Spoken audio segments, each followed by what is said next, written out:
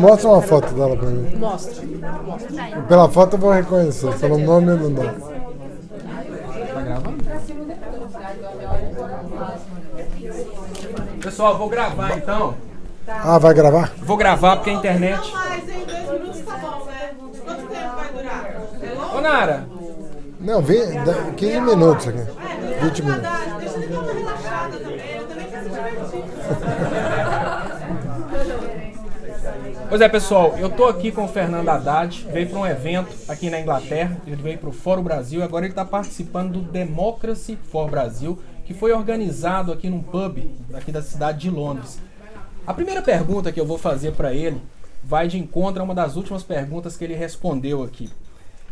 Fernando, a Globo, ela trabalhou de uma forma efetiva nesse problema econômico que o Brasil está vivendo hoje, que foi o desestímulo do consumo, através da ideia de que a gente está sofrendo crise, a gente não pode gastar porque a gente está em crise. Dessa forma, ela criou uma avalanche de problema na demanda. Você acha que é possível o brasileiro, eu ligo isso, inclusive, só para contextualizar para quem não participou, o pessoal da militância internacional está pensando em fazer um processo conjunto contra a Rede Globo.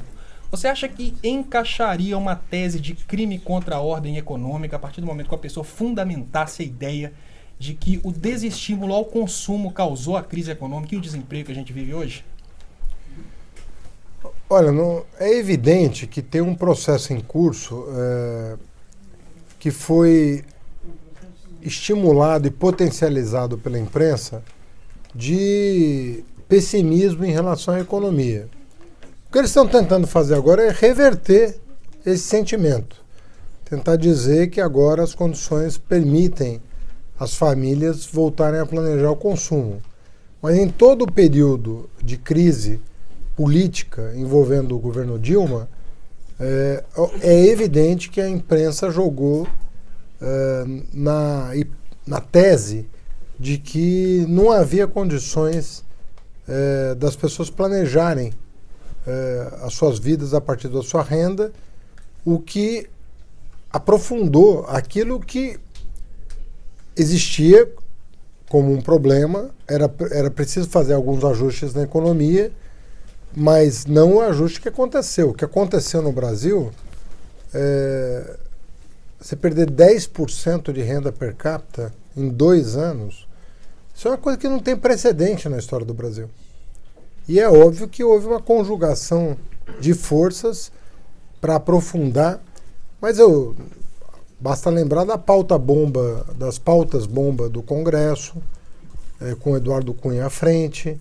Quer dizer, não é só a imprensa, é uma conformação de forças que jogou a economia nesse buraco. Certo. Falando sobre esse trabalho que o Congresso agora está fazendo para retirar direitos trabalhistas, ainda que indiretamente, desestimular, por exemplo, o 13º salário e desestimular o fundo de garantia, ele pode gerar, em termos microeconômicos, aquela ideia de que a pessoa vai receber aqueles 8% do fundo de garantia agora, e até aquela ideia de que o 13º diluído durante as parcelas do salário pode ser uma coisa boa para o trabalhador. Mas a gente sabe que, em termos macro, a longo prazo isso vai acabar se estabilizando e o trabalhador vai perder isso em renda real. Então a gente tem 2 tipos de empresários no Brasil. Tem um empresário que depende do comércio local, né, que é o empresário que vende para o brasileiro e ele precisa do brasileiro com uma boa renda. Mas a gente tem também empresários de grupos industriais que precisam do empregado brasileiro ganhando pouco porque ele vende para fora. Então ele não depende da demanda brasileira, ele não depende do salário do brasileiro ser bom, de um 13º, de um fundo de garantia para estabilizar a economia. Eu queria que você desse um recado para o empresário que depende do mercado brasileiro, o que pode gerar o fim do 13º, o fim do fundo de garantia como estabilizador econômico. Sempre houve no Brasil 2 projetos de país. Um projeto que nunca viu no mercado interno a alavanca do desenvolvimento. E um outro projeto que via no mercado interno o potencial para desenvolver a economia nacional. Isso remonta a muito tempo atrás, mas eu acho que esse projeto ganhou conformação no governo Fernando Henrique. O governo Fernando Henrique sempre apostou no capital estrangeiro e no mercado externo. Os governos que sucederam o Fernando Henrique, Lula e Dilma sempre apostaram no mercado interno e no capital nacional. Isso é básico. O que está surgindo agora é uma retomada desse processo que vê o desenvolvimento atrelado ao mercado externo e ao capital estrangeiro. Daí as privatizações, a retomada do processo de privatizações e com desnacionalização, é bom que se diga, porque o capital nacional está em frangalhos, e uma aposta de que com o barateamento da força de trabalho nós vamos ser competitivos no mercado internacional. Mas e como que fica o empresário que depende do mercado nacional, o dono de supermercado, o cara que fabrica automóveis para vender para o brasileiro? Como é que fica? Porque esse pessoal está apoiando esse tipo de política, eles acham que eles vão ser beneficiados. Eles estão apoiando sem saber as consequências de um encolhimento do mercado interno. Porque o que está sendo patrocinado agora, com essas reformas, é um encolhimento do mercado interno. E eles estão querendo substituir o mercado interno pelo investimento empresarial voltado para a plataforma de exportação. Isso já foi testado no passado. Isso não é novo. Isso funciona para pequenas economias, talvez. Mas para uma economia continental como a brasileira, você sufocar o mercado interno, pensando que isso, ao baratear a força de trabalho, vai te alavancar no mercado externo, isso já demonstrou que essa equação não leva ao desenvolvimento. E mesmo que leve, vai ser um desenvolvimento com mais desigualdade. Não vai ser um desenvolvimento com mais igualdade.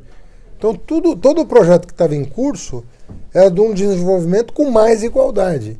Porque ele partia do pressuposto que o Bolsa Família, o salário mínimo, a melhoria das condições do trabalhador iam impulsionar a produção nacional. É isso que está em risco hoje. Da mesma forma que você fala a respeito desse cenário, digamos que geopolítico brasileiro, esse posicionamento geopolítico brasileiro, a gente tem um ataque nos direitos trabalhistas e da mesma forma a gente está tendo um ataque também no capital humano do Brasil, porque esse novo paradigma político trazido pelo governo Temer, ele pretende acabar com o ensino superior. E a maior retórica que se tem hoje é de que o ensino superior gratuito é uma espécie de esmola para quem não teve mérito suficiente para pagar a universidade dos próprios bolsos. Mas países como a Inglaterra agora estão financiando o mestrado, nível de mestrado, e a Alemanha já financia até o doutorado, porque eles entendem que isso é um investimento em capital, e o investimento em capital humano é uma expansão da produtividade. Quando o Brasil desinveste em capital, automaticamente a gente está tendo dois tipos de desinvestimento. A gente está tendo desindustrialização e desinvestimento em capital também, capital humano. Para onde que vai o nosso posicionamento geopolítico? Não, nós estamos rifando a possibilidade de incorporar a ciência à nossa produção. Se você não tem educação superior, se você não tem apoio à ciência e à tecnologia, você está abdicando de incorporar à produção aquilo que dá valor à produção. O que é um país rico hoje? É um país que tem ciência incorporada à produção. Um país que faz mais do mesmo, produz commodity. Um país que se diferencia por incorporar tecnologia à produção, esses são os países que estão liderando o processo de acumulação. Então, quando você rifa a educação superior, a pós-graduação e o investimento em ciência e tecnologia, você está abdicando dessa posição possível em proveito de um acoplamento como mero fornecedor de matérias-primas e mão de obra barata. É isso que você está fazendo. Você está voltando à República Velha, um padrão de exportação de commodities sem incorporação de ciência, que é o que efetivamente garante a qualidade de vida do trabalhador. Agora, só para concluir, Fernando, existe uma ideia popular de que quando a população financia o estudo, parte do imposto que a gente está pagando está indo para algo que não retorna. Como que o imposto investido em educação retorna para o social? Por exemplo, suponhamos que já me formei, mas mesmo assim parte do imposto que eu, que já sou formado, pago vai para estudar pessoas que eu nem conheço. Como que isso retorna para mim? Olha, tem duas questões aí. A primeira questão é a seguinte: nós dobramos as vagas públicas no Brasil durante o governo Lula e Dilma e reservamos 50% para alunos de escola pública. Então a primeira coisa a registrar é que hoje o pobre tem acesso à universidade. Ainda é restrito, mas nunca houve um período em que tantos pobres, negros, acessassem a universidade. Então a primeira questão, a reserva de vagas de 50% das federais hoje é um fato. 50% das vagas por curso é reservada para egresso da escola pública. Então essa crítica já não vale por aí. Em segundo lugar, quando você investe em educação e não gasta em educação, porque educação nunca é um gasto, isso acaba retornando para a sociedade, porque está provado que, primeiro, o indivíduo que se educa tem uma renda 17% maior por ano de escolaridade do que aquele que não se educa.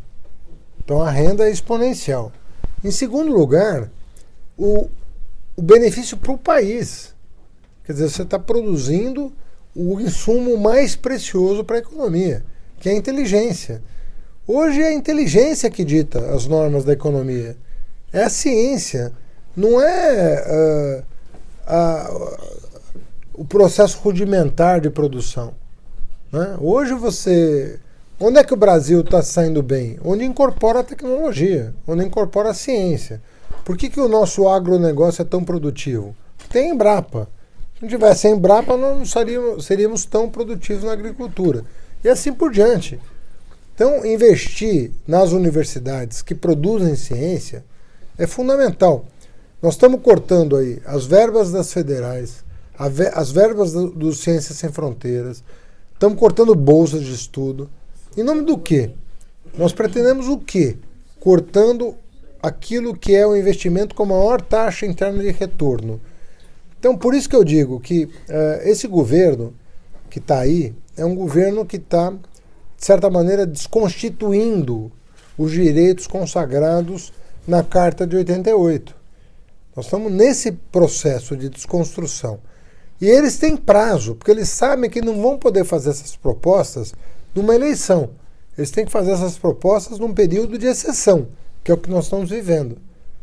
Esse é o risco que nós estamos correndo. É um governo ágil em desnacionalizar, ágil em aprovar projetos antissociais. Então, existe uma questão antinacional e antissocial que está em curso hoje. Com vistas a quê? Capital estrangeiro e mercado externo. Não capital interno, capital nacional e mercado interno. Isso precisa ser corrigido. Como? Preparando 2018, mas resistindo em 2017 e 2018 ao avanço dessas reformas que não estão produzindo efeitos positivos para a economia. Eles já tiveram um ano, e nós tivemos um ano para provar que a tese está errada. Se dizia, basta tirar a Dilma que a economia retoma. Nós estamos vendo que não. Não é assim. O Brasil precisava fazer ajustes, a crise de 2008 em escala internacional foi pesada, mas nós não precisamos dilapidar as nossas potencialidades. Perfeito. José, pessoal, eu queria agradecer todo mundo que participou aqui do evento, queria agradecer a organização do Democracy for Brasil, agradecer você também que participou, assistiu esse vídeo, e lembrar que o governo que a gente tem hoje não é simplesmente o governo Temer, é uma coligação. O Temer é tão Temer quanto o PSDB é Temer hoje em dia, o Democratas é Temer hoje em dia. Então a gente precisa prestar atenção não apenas no presidente que está lá assinando como presidente, mas para os políticos que estão juntos desse presidente, porque a eleição de 2018 vem aí e a gente tem que saber muito bem quem assina embaixo desse tipo de política colonialista para o Brasil. Muito obrigado a todos.